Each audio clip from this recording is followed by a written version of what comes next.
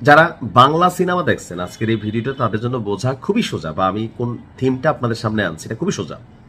Bangla cinema দেখতে যে রাজ্জাক শ্রমিক নেতা থাকতো, তো রাজীব হচ্ছে ধরেন শ্রমিকের মানে কোম্পানির মালিক, আর হুমায়ুন ফরিদি সে আবার শ্রমিক নেতার দাবিদার, কিন্তু রাজ্জাকরে শ্রমিকরা পছন্দ করে, এরকম ছিল না? সিনেমা ছিল।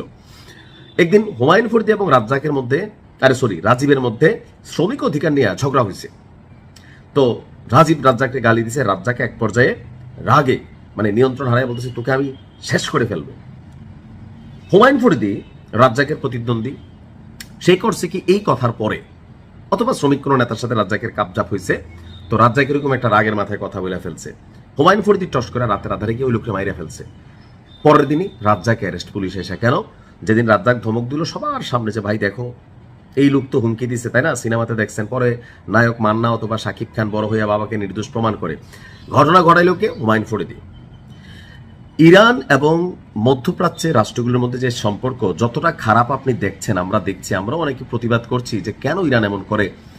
আসলে কি সবগুলা ঘটনা ইরান ঘটায়?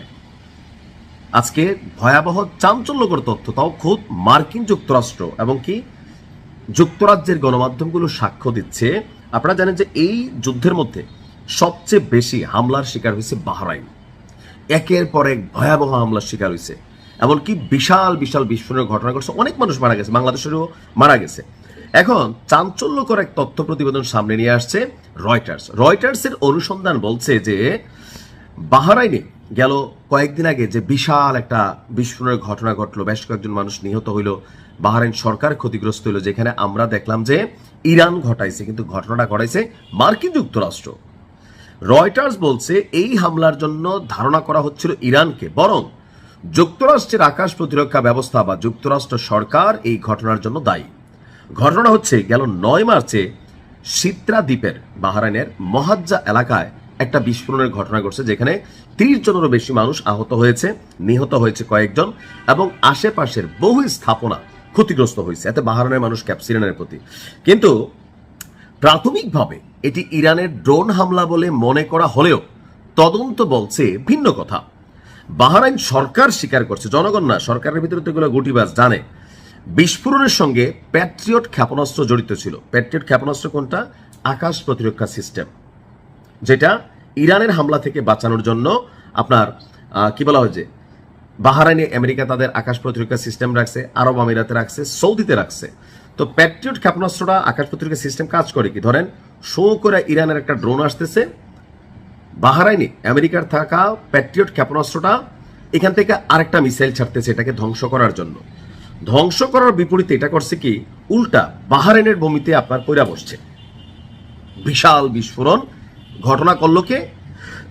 আমেরিকার প্যাট্রিয়ট ক্ষেপণাস্ত্র ব্যবস্থার ত্রুটি অথবা ইচ্ছা কইরা যে লাগাই দিয়ে আরবদের সাথে আরবদের, অর্থাৎ ইরানের জন্য প্রত্যেকটা দেশের জনগণের যে ফিলিংস, আরব রাষ্ট্রগুলোর সরকারের ফিলিংস আলাদা। সরকার মার্কিনের দিকের পক্ষে, কিন্তু জনগণ আপনার ইরানের পক্ষে।